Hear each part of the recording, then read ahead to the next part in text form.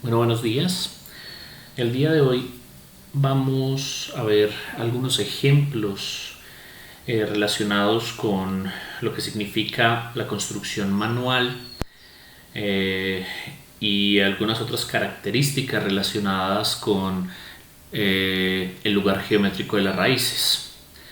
Vamos a recordar el paso a paso de lo que significa la construcción del lugar geométrico de las raíces y algunas otras características. Entonces empecemos con el ejemplo número 2. El propósito es graficar el lugar geométrico de las raíces para un sistema con realimentación unitaria y cuya función de transferencia de la planta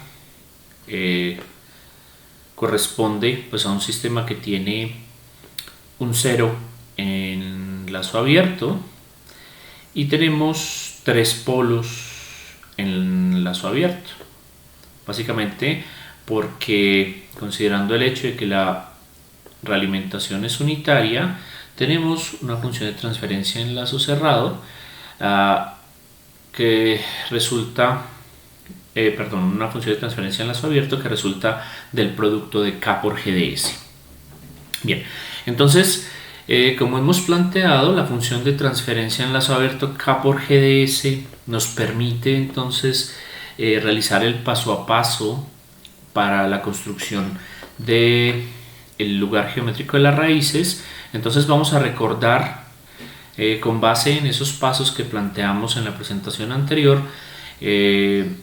cuál sería el procedimiento para la construcción de ese lugar geométrico de las raíces. En primera instancia,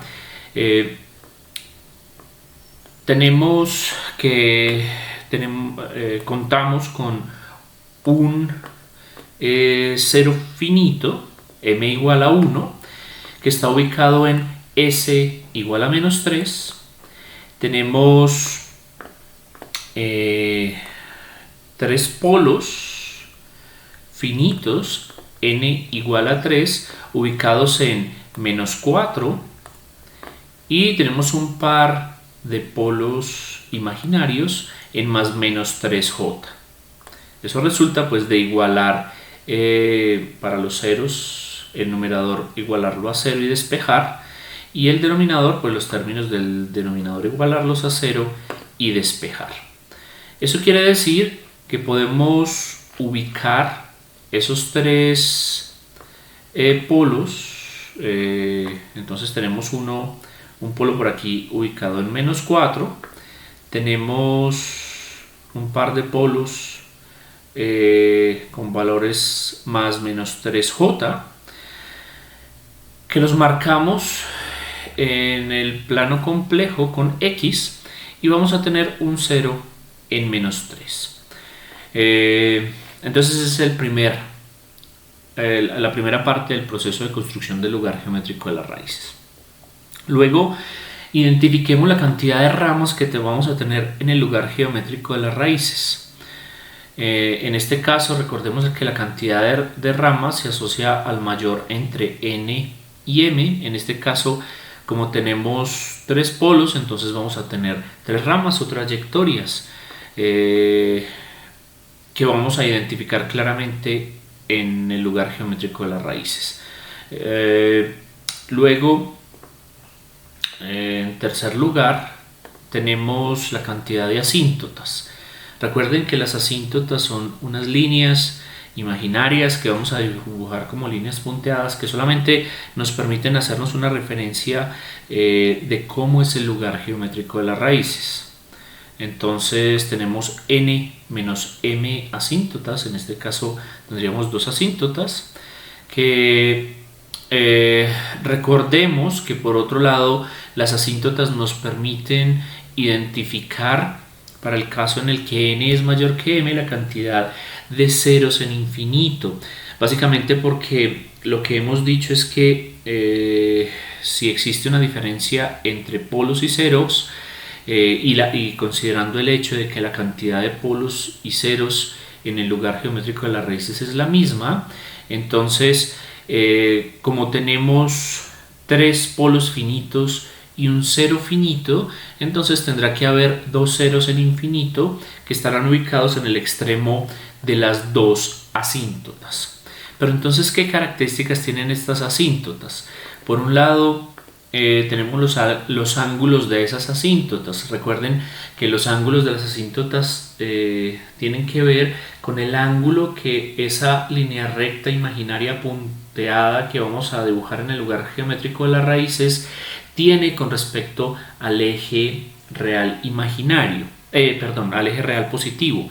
Entonces, para el cálculo, recordemos que los ángulos de las asíntotas se determinan como 2p más 1 por pi sobre el valor absoluto de n menos m, con p pues tomando tantos valores como asíntotas tengamos. Entonces, p empieza en 0, pasa 1, 2, 3, así sucesivamente, pero como tenemos dos asíntotas, entonces toma los valores 0 y 1, o lo que es lo mismo, p llega hasta el valor n menos m menos 1, que en este caso es 1.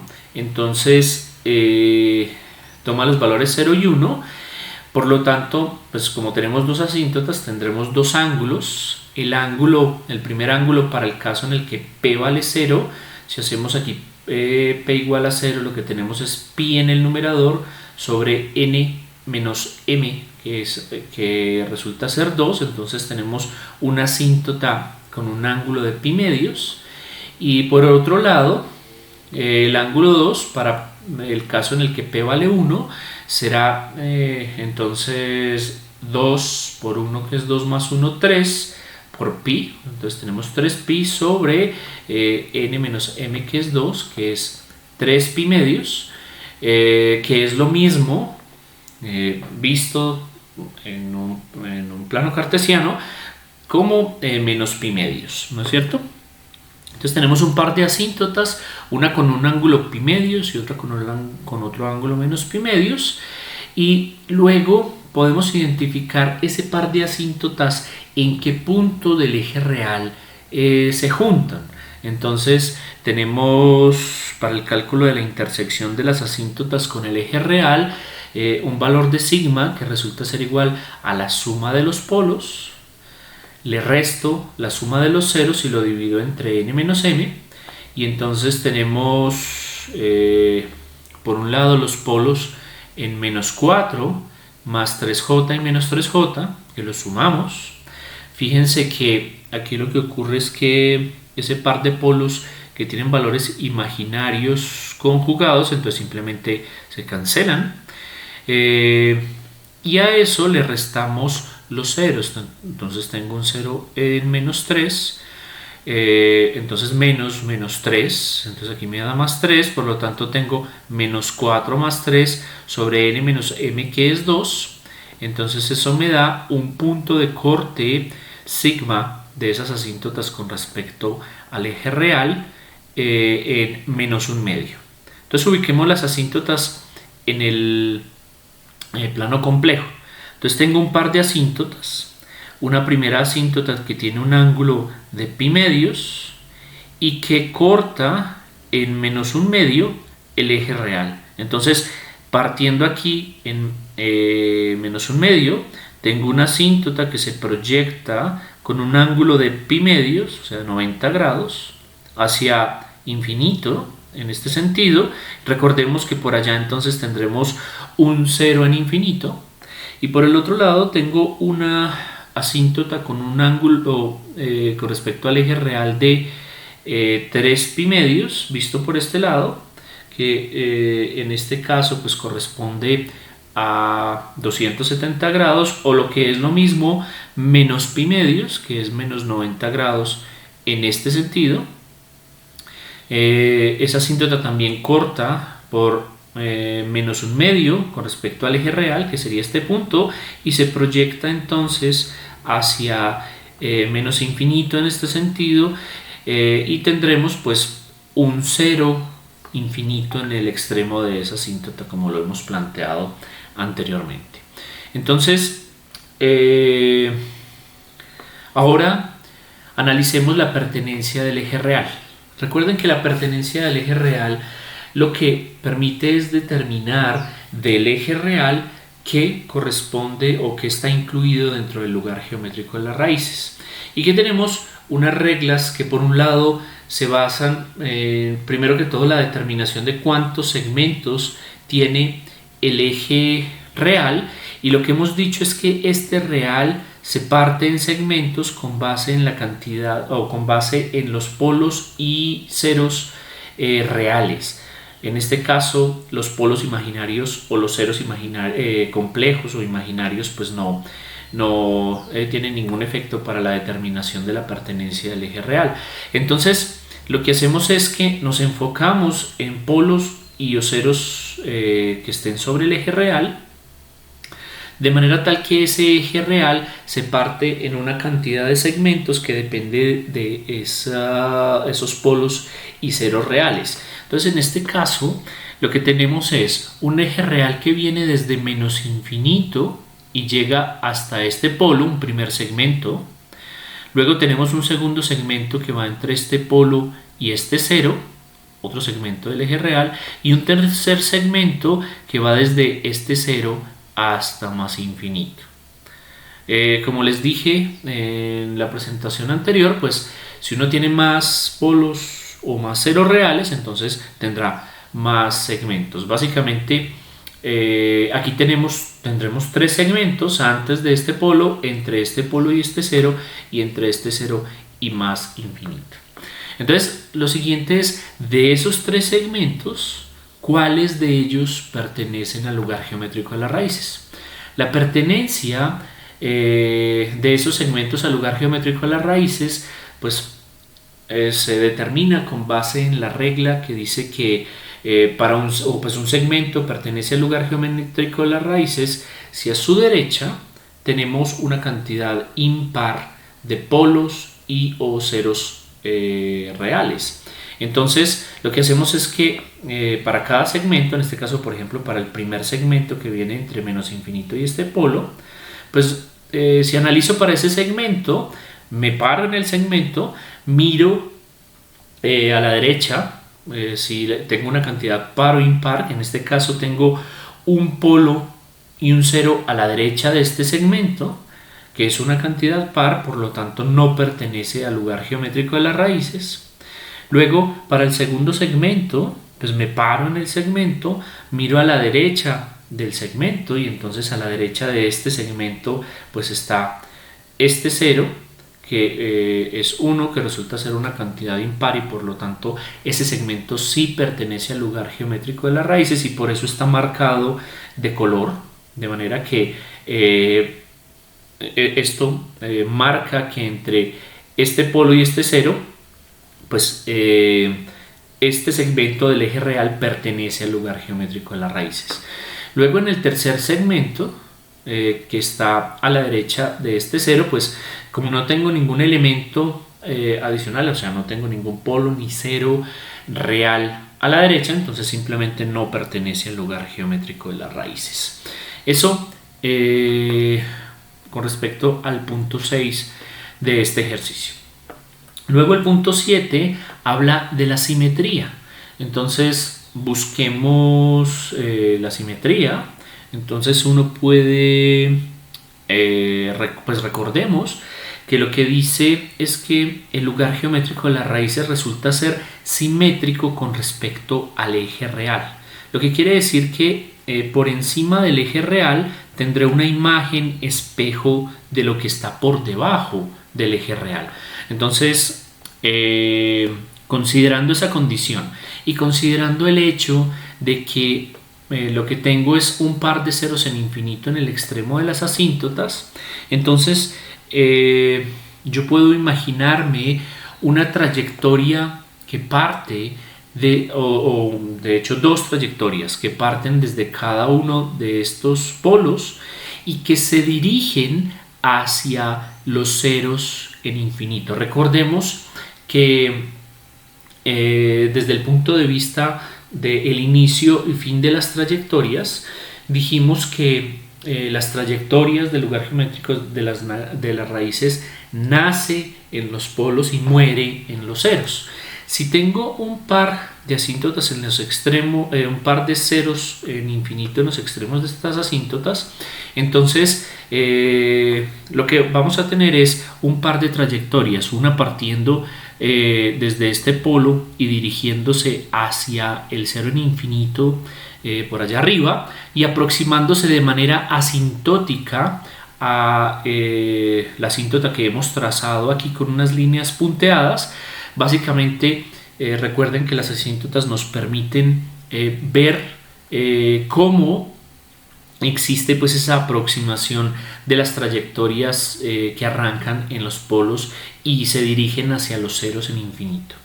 Entonces, por otro lado, pues voy a tener una segunda una segunda trayectoria que parte desde este polo y se dirige hasta el cero que está ubicado en infinito, que estaría en el extremo de esta segunda asíntota, y entonces con eso tengo dos trayectorias.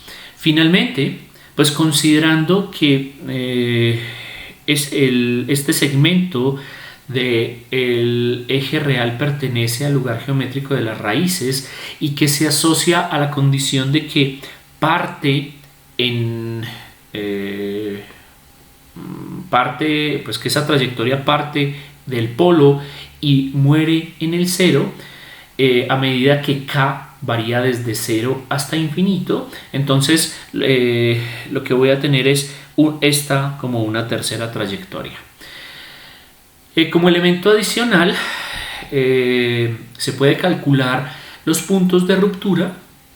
Al hacer el cálculo de los puntos de ruptura, pues se va a identificar que ninguno de los puntos de ruptura está dentro del segmento del eje real que pertenece al lugar geométrico de las raíces, y por lo tanto pues no voy a tener un punto de ruptura en este lugar geométrico de las raíces. Eso se comprueba pues aplicando la metodología planteada en la presentación anterior. O cualquiera de las dos metodologías. Entonces, si no se tienen puntos de ruptura, pues básicamente podemos concluir que el lugar geométrico de las raíces de este sistema pues está completo en esta condición. Hemos marcado entonces las asíntotas, hemos definido los ceros en infinito, están ubicados por allá en el extremo de las asíntotas, y hemos entonces determinado cómo se mueven los polos en lazo cerrado a medida que K varía desde 0 hasta infinito. Eso ocurre para esas tres trayectorias. Desde el punto de vista de la interpretación, lo que ocurre entonces es que para valores muy pequeños de K, entonces voy a tener tres polos en lazo cerrado, voy a tener un sistema de orden 3. Entonces, para valores pequeños, para esta trayectoria, pues los polos en lazo cerrado estarán por aquí cerca de este polo en lazo abierto, ¿no es cierto? De igual forma, pues para esos valores pequeños, entonces tendré un par de polos complejos conjugados, uno por aquí y otro por acá, como polos en lazo cerrado de ese sistema, ¿no es cierto? A medida que voy aumentando K, entonces esos polos en lazo cerrado para esta trayectoria pues se va moviendo en este sentido, mientras que para estas trayectorias, a medida que voy aumentando K, los polos se van desplazando en este sentido, siendo siempre polos complejos conjugados, uno que se mueve en este sentido y el otro que se mueve en este sentido, de manera que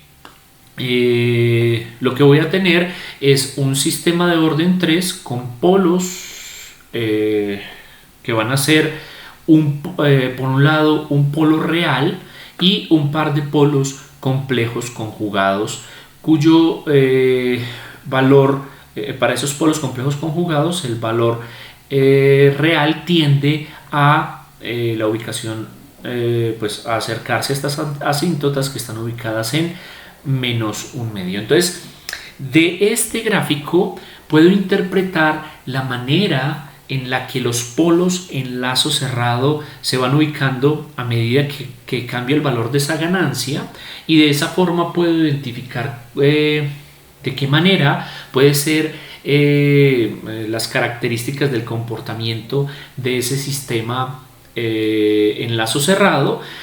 Por ejemplo, para ciertas condiciones yo puedo decir que este tercer polo podría llegar a comportarse como un polo remanente, mientras que este par de polos complejos conjugados que están más cerca del eje imaginario se comporten como polos dominantes. Para ciertas condiciones, o sea, para algunos valores de K, entonces lo que va a ocurrir es que este sistema se comporta como un sistema con polos complejos conjugados de segundo orden, es decir, como un sistema subamortiguado.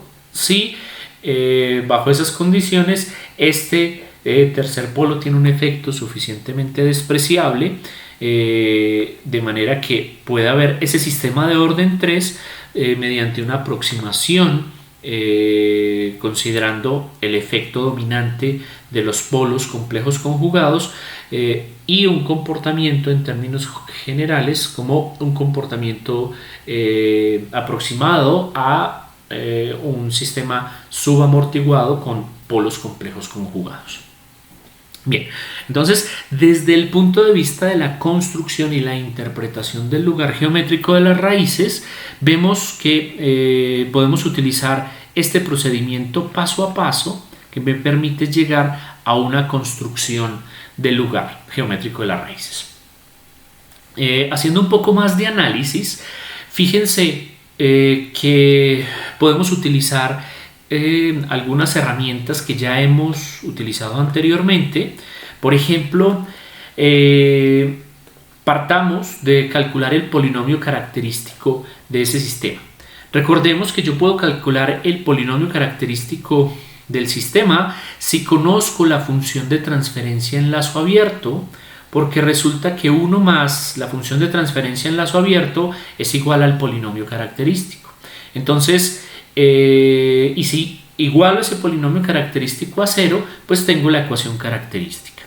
Desde ese punto de vista, entonces yo puedo determinar el polinomio característico con base en 1 más la función de transferencia en lazo abierto de este sistema, que es K por S más 3 sobre S cubo más 4S cuadrado más 9S más 36, que al igualarlo a 0, pues me permite obtener la ecuación característica, determinar las condiciones para las cuales esa ecuación característica se cumplen. Básicamente es hacer las operaciones de manera que para que la ecuación característica se cumpla, lo que tiene que ocurrir es que el numerador de esa ecuación característica se cumpla. Por lo tanto, el numerador de la ecuación característica es S cubo más 4S cuadrado más 9S más 36 más K por S más 3K. Entonces, este será el polinomio característico de ese sistema, que desde el punto de vista, pues si organizo ese polinomio característico en función de los términos en S, entonces tengo S cubo más 4S cuadrado más 9 más K por S, es decir, el coeficiente de S es 9 más K, y el término independiente de ese polinomio característico es 36 más 3K. Con base en ese polinomio característico yo puedo construir el arreglo de root, ¿no es cierto? Entonces, fíjense que el arreglo de root, como es un polinomio de orden 3, pues se construye, tenemos la primera columna que es S cubo, S cuadrado, S1 y S0, ¿no es cierto? Luego tengo el coeficiente de S cubo, que es 1, luego me salto el de S cuadrado y voy al de S, que es 9 más K.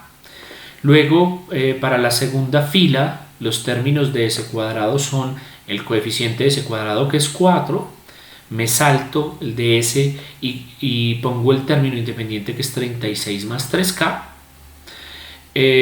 Luego acabo de construir el arreglo de root en la siguiente fila.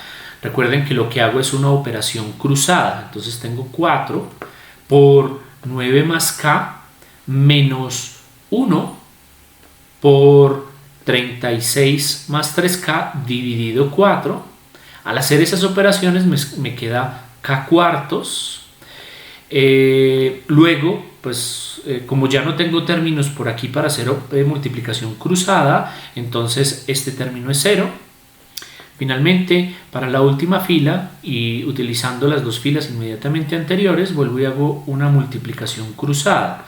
Esta resulta ser muy fácil porque es k cuartos por 36 más 3k menos el producto cruzado de estos dos, que resulta ser 0, dividido este que está aquí, lo que quiere decir que queda 36 más 3k, y aquí tengo un 0, entonces de esa forma construyo el arreglo de root. Con base en este arreglo de root, recuerden que podemos determinar algunas características relacionadas con la estabilidad. Entre otras, pues puedo determinar el rango de estabilidad, puedo determinar las condiciones para las cuales el sistema se encuentra en una condición en el borde de la estabilidad. Entonces lo que tengo es que lo que se debe cumplir con respecto al arreglo de root es que esta primera columna, pues los términos sean estrictamente positivos. Eso se cumple en este caso para cuando k resulta ser mayor que 0, ¿cierto? Entonces para k positivos el sistema será estable, y con respecto a la segunda condición, pues lo que aparece es que k debe ser mayor a menos 12, pero entonces al hacer la intersección de ese par de condiciones nos indica que el sistema es estable para valores de k mayores a 0. Y como vemos en el mismo lugar geométrico de las raíces, si k vale 0, entonces lo que tengo es una condición no estable, porque tengo un par de polos ubicados sobre el eje imaginario. De eso, pues de entrada lo que puedo concluir, tanto al observar el lugar geométrico de las raíces como al hacer el análisis mediante el arreglo de root de los rangos de estabilidad, que el sistema es estable para cualquier k mayor que 0, que se puede observar aquí. Para cualquier k mayor que 0, estos polos que en lazo abierto están ubicados sobre el eje imaginario, para k positivos se meten en el semiplano complejo izquierdo abierto, y por lo tanto y nunca salen de allí, y por lo tanto para cualquier valor de k, a medida que voy aumentando k, siempre esos polos estarán en el semiplano complejo izquierdo abierto, y por lo tanto el sistema será estable para cualquier valor de k positivo. Eso entonces nos permite hacernos una idea más clara y más completa de cuáles son las características no solamente de comportamiento del sistema, sino de estabilidad.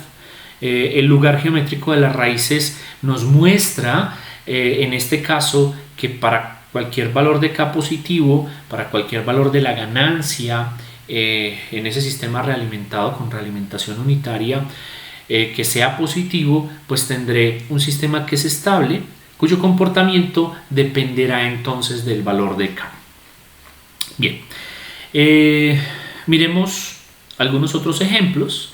Entonces miremos el ejemplo número 3, que pretende ilustrar algunas otras características derivadas de, y que se pueden observar en el lugar geométrico de las raíces.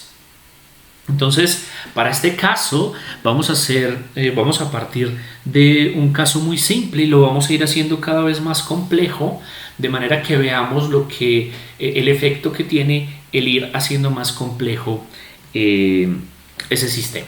Entonces, básicamente lo que vamos a hacer es, en este ejemplo 3 vamos a ver 3 casos. En todos los casos lo que tengo es un sistema con realimentación unitaria. Entonces la idea es dibujar el lugar geométrico de las raíces, y vamos a concluir con respecto a qué tipo de sistema es y el rango de estabilidad de ese sistema.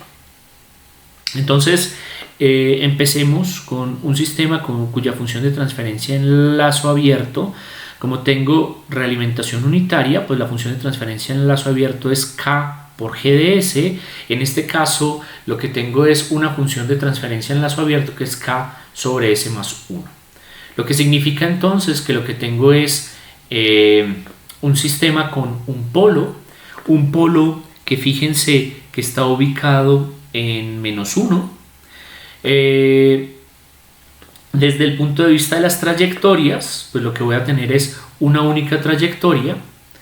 Tengo además una asíntota que tiene un ángulo que resulta ser pi, y que por lo tanto en el extremo de esa asíntota pues voy a tener un 0 en infinito, lo que quiere decir que incluso pues puedo analizar la pertenencia del eje real.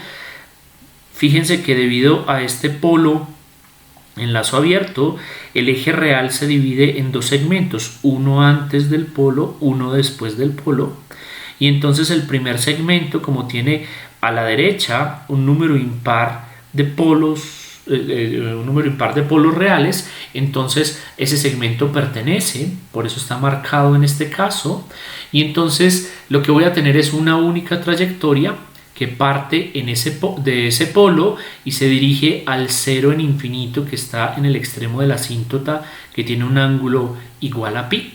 Entonces este es el lugar geométrico de las raíces, un lugar geométrico de las raíces muy simple de determinar para un sistema que tiene un único polo en lazo abierto ubicado en menos 1.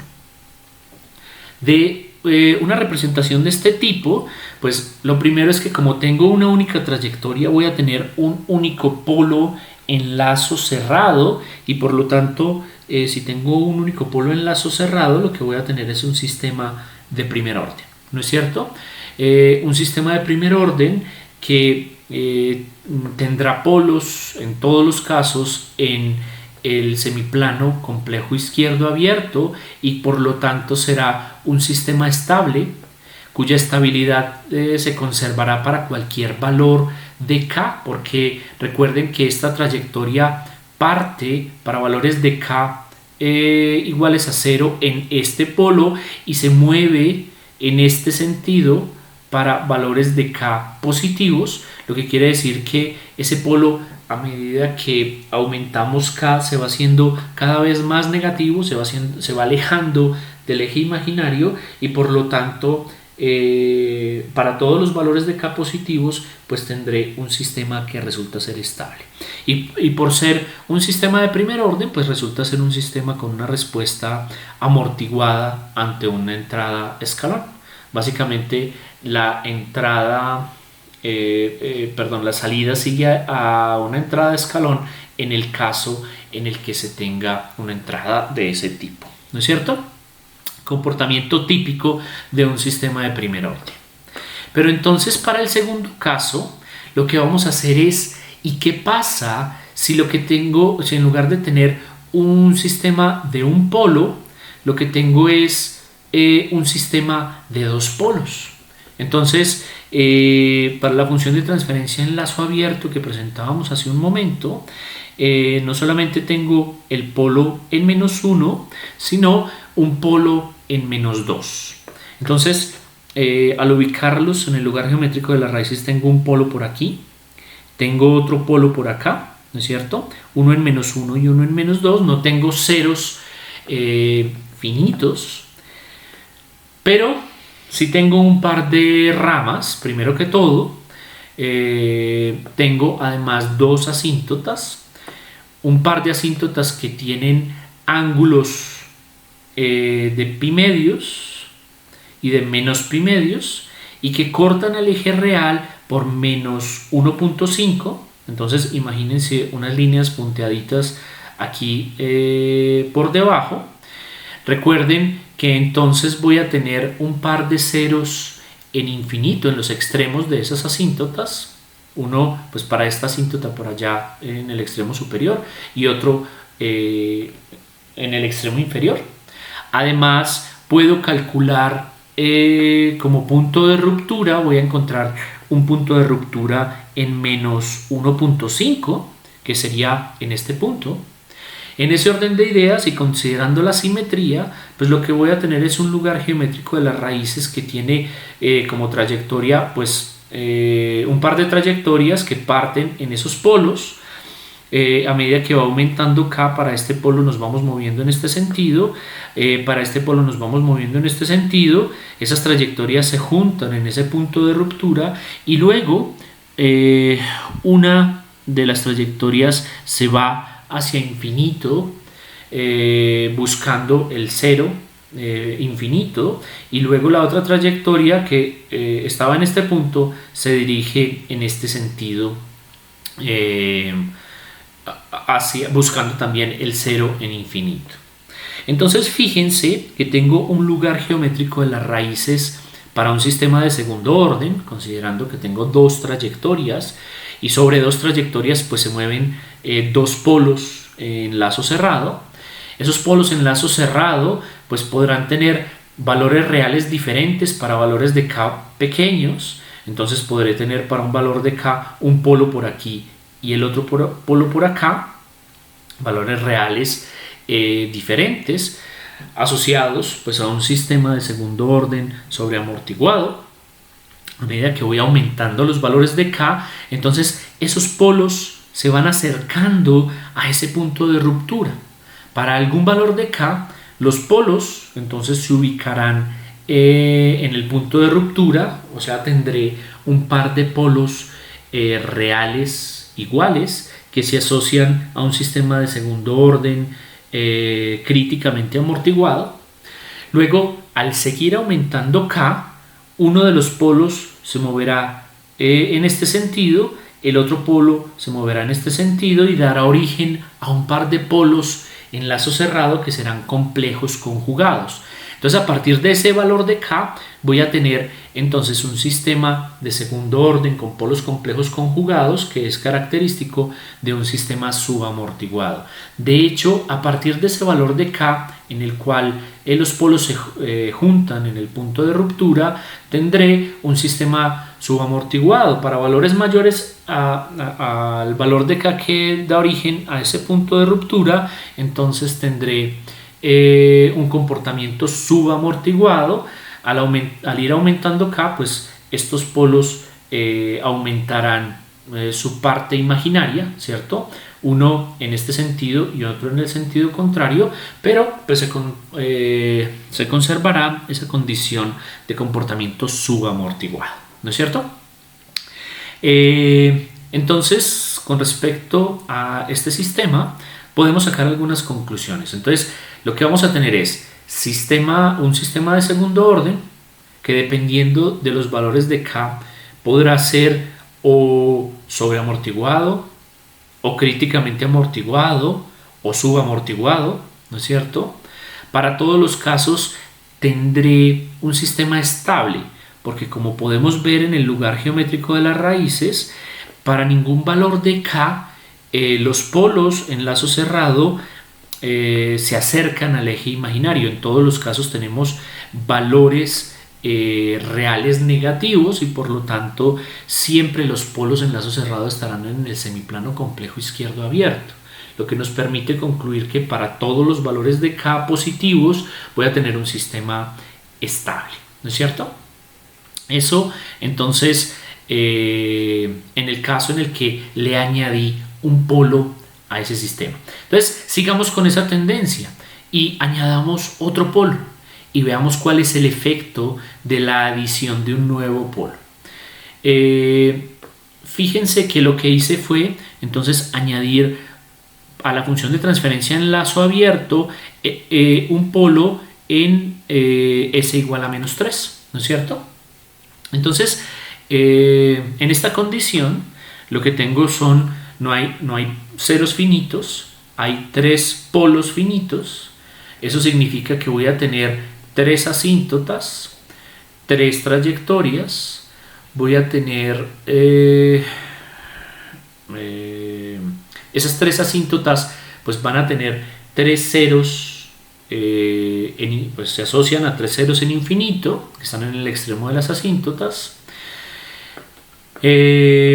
Las asíntotas van a tener ángulos que se pueden calcular que resultan ser pi tercios. Entonces voy a tener una primera asíntota por aquí con un ángulo pi tercios. Luego una segunda asíntota tiene un ángulo pi, que sería una asíntota con un ángulo de 180 grados. Y una tercera asíntota con un ángulo 5 pi tercios, que sería una asíntota que al dibujarla pues está por acá. Y un punto de corte de las asíntotas en -2. Entonces por aquí en -2 esas asíntotas se cortan. Entonces aquí voy a tener una asíntota como por acá, otra asíntota como hacia allá y una tercera asíntota en este sentido. Esas tres asíntotas cortan en -2. Y por lo tanto voy a tener 3 ceros en infinito. Al calcular los puntos de ruptura, voy a encontrar un punto de ruptura por aquí entre -1 y -2. Entonces ese punto de ruptura me va a permitir dibujar entonces un lugar geométrico de las raíces como este que aparece acá. Tengo 3 trayectorias. Entonces, por ejemplo, también puedo analizar la pertenencia del eje real. Entonces fíjense que en este caso tengo 1, 2, 3 polos reales. Eso hace que el eje real se parta en un primer segmento desde -infinito hasta este polo, un segundo segmento entre estos dos polos, un tercer segmento entre estos dos y un cuarto segmento después de este polo hacia más infinito. Desde el punto de vista de la pertenencia, el primer segmento pertenece al eje, el primer segmento del eje real pertenece al lugar geométrico de las raíces, porque a la derecha de ese segmento tengo 1, 2, 3, que es una cantidad impar de polos reales. Por lo tanto, este segmento pertenece al lugar geométrico de las raíces. Este segundo segmento no pertenece al lugar geométrico de las raíces porque a su derecha tengo un número par de polos. Luego este tercer segmento sí pertenece al lugar geométrico de las raíces porque a su derecha tengo un polo que es una cantidad impar. Y este cuarto segmento no pertenece al lugar geométrico de las raíces pues porque no tiene más elementos a la derecha.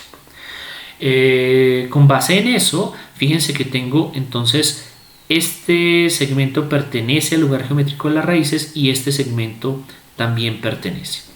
Con base en esa condición, considerando el tema de la simetría y teniendo en cuenta que tengo un punto de ruptura por aquí, entonces fíjense que es fácil identificar que tengo una primera trayectoria que parte en este polo y con base en la asíntota que tiene el valor de pi, tendré un 0 por allá en infinito. Entonces una trayectoria que parte en este polo y que se va hacia ese 0 en infinito. Luego, como tengo un punto de ruptura entre este par de polos, entonces voy a tener trayectorias que parten desde esos polos, llegan hasta el punto de ruptura y luego se generan trayectorias que se aproximan siguiendo las asíntotas a los ceros que están por allá ubicados en infinito. Entonces esta primera trayectoria llega hasta este punto de ruptura y se va siguiendo la asíntota hacia infinito y luego esta otra trayectoria que parte desde este polo llega hasta este punto de ruptura y se va también hasta infinito. Entonces lo que tengo es 3 trayectorias que parten en los polos en lazo abierto y se dirigen hacia los ceros en lazo abierto para caracterizar entonces la ubicación de los polos en lazo cerrado a medida que varío K en valores positivos. Entonces, en este caso, ¿qué ocurre?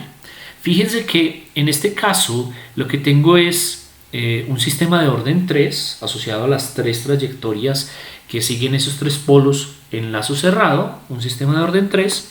Entonces, para valores de K pequeños, por ejemplo, para esta trayectoria tendré un polo ubicado como por acá, tendré polos para estas otras 2 trayectorias, uno ubicado por aquí y otro ubicado por acá. Para valores pequeños de K voy a tener tres polos reales que pues darán origen pues al comportamiento correspondiente de ese sistema de orden 3.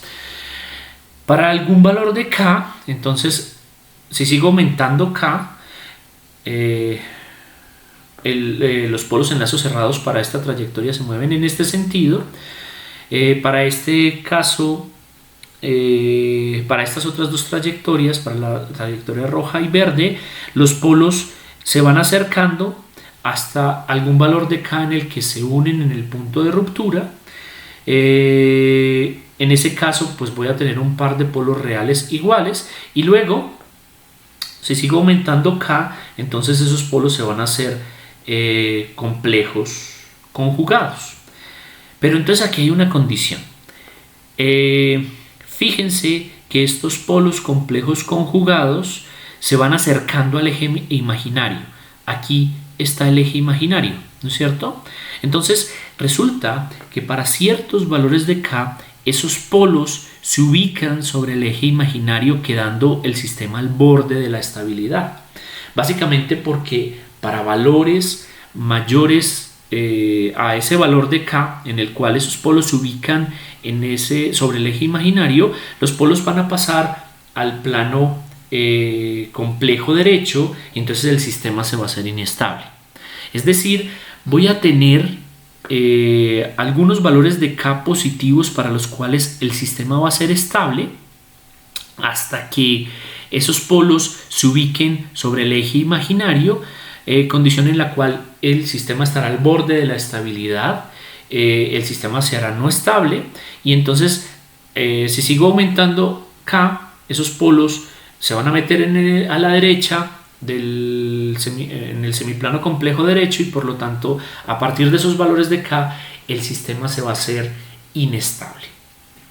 Resulta entonces que añadí un polo y un sistema que era estable para todos los valores de k, ya no es estable para todos los valores de k, es estable solamente para algunos valores de k, y a partir de algún valor de k el sistema se hace inestable. Identifiquemos esa condición. Yo puedo calcular el polinomio característico de ese sistema. Básicamente recuerden que para calcular el polinomio característico puedo decir que 1 más la función de transferencia en lazo abierto, igualándolo a 0 me da la ecuación característica. Hago las operaciones, y para que la ecuación característica se cumpla, pues el numerador de esa ecuación característica debe ser igual a 0, que es igual al polinomio característico, que es este que aparece acá. Entonces tengo un polinomio característico de orden 3 asociado a un sistema de orden 3, cuyo arreglo de root pues resulta ser este que aparece acá. Recuerden que entonces tengo para ese cubo el coeficiente 1, salto, y tengo 11. Luego para ese cuadrado tengo 6 y tengo salto al término independiente, que es 6 más k.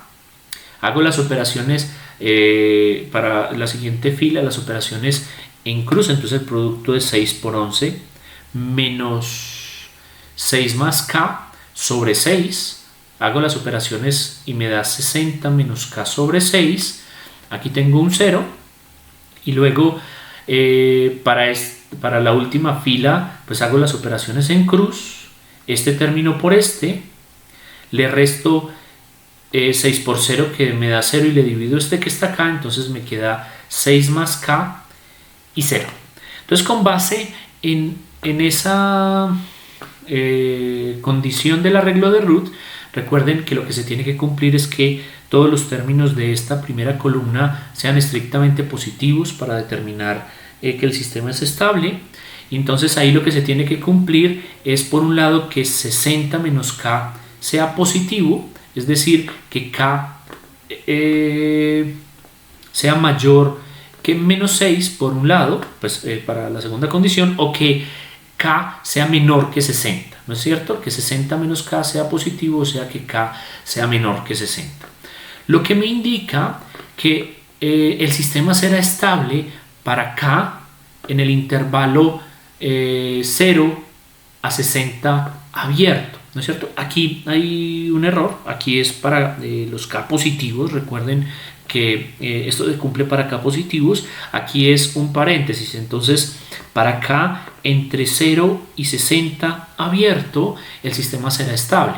Lo que quiere decir que para K igual a 60, el sistema estará al borde de la estabilidad. Eso ocurre entonces en esta condición.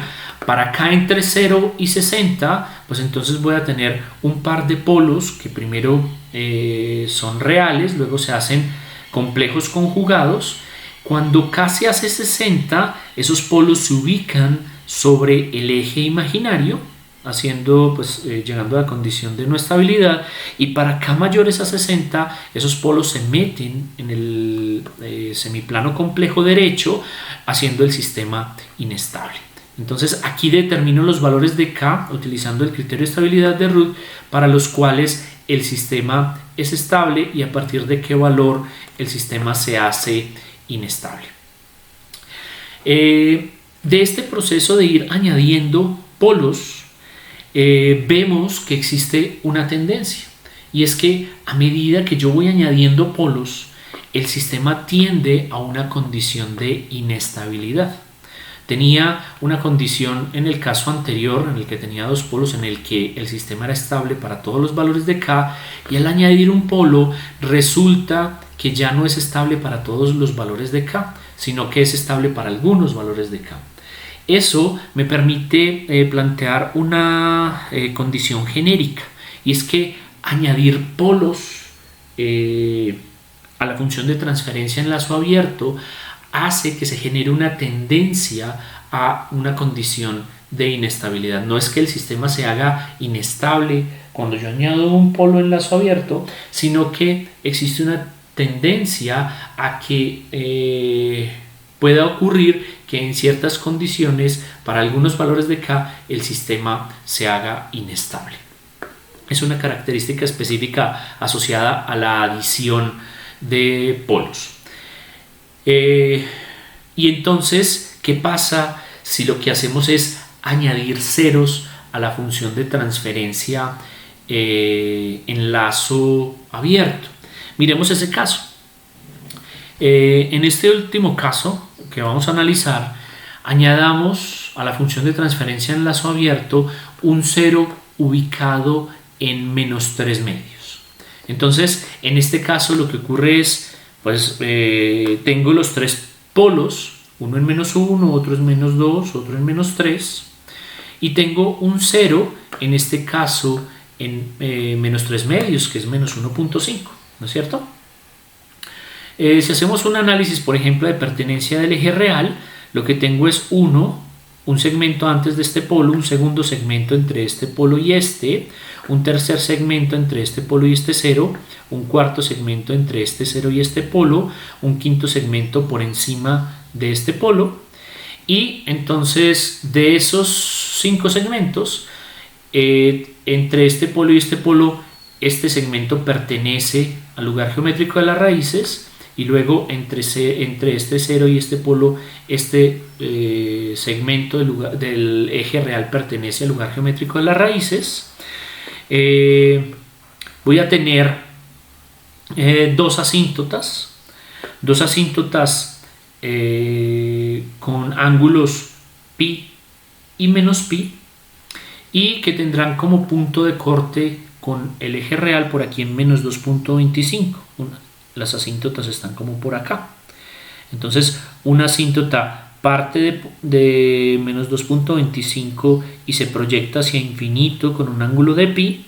La otra parte desde ese mismo punto en este sentido, proyectándose hacia menos infinito con un ángulo de menos pi, y pues en los extremos de esas asíntotas tendremos un par de ceros en infinito. Además, al calcular los puntos de ruptura, pues voy a tener un punto de ruptura por aquí entre menos 2 y menos 2.5, voy a tener un punto de ruptura. En ese orden de ideas, y considerando la simetría, la pertenencia al eje real y el hecho de que las trayectorias parten en los polos y mueren en los ceros, pues tengo una primera trayectoria que parte desde este polo hasta este 0, y tengo dos trayectorias que parten desde estos polos, se juntan en el punto de ruptura y tienden a seguir esas líneas asíntotas, aproximarse de manera asintótica a esas líneas, buscando los ceros en infinito. Entonces tengo un lugar geométrico de las raíces de esta forma. Entonces ese lugar geométrico de las raíces se asocia a un sistema de orden 3,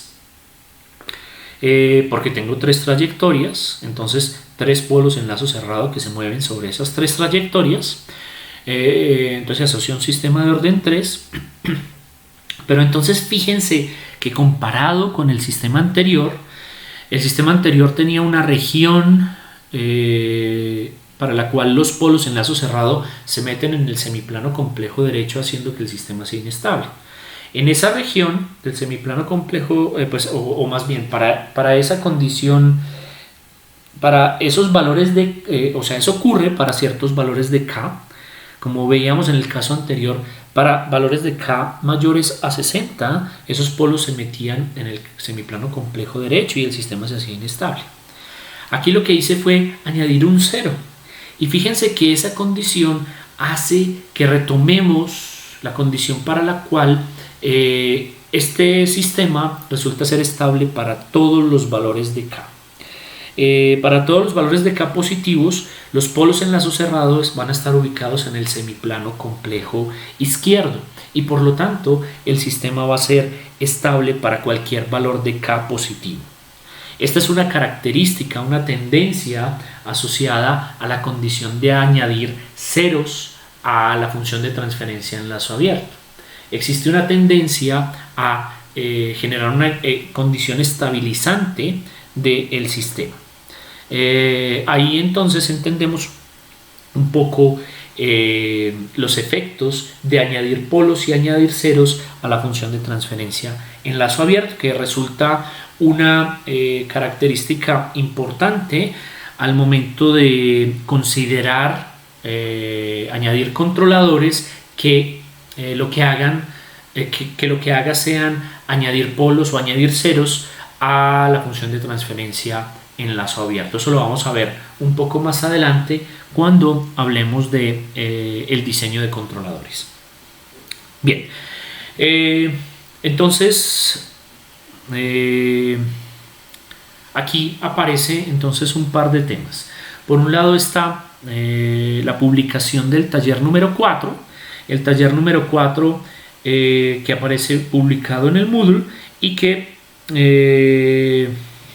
permite pues hacer ejercicios relacionados con el tema del lugar geométrico de las raíces, y por otro lado que nos enfoca hacia la posibilidad de programar el primer parcial que incluiría pues los 4 primeros talleres. Entonces eso sería todo por el día de hoy y entonces nos vemos en la próxima presentación. Hasta pronto.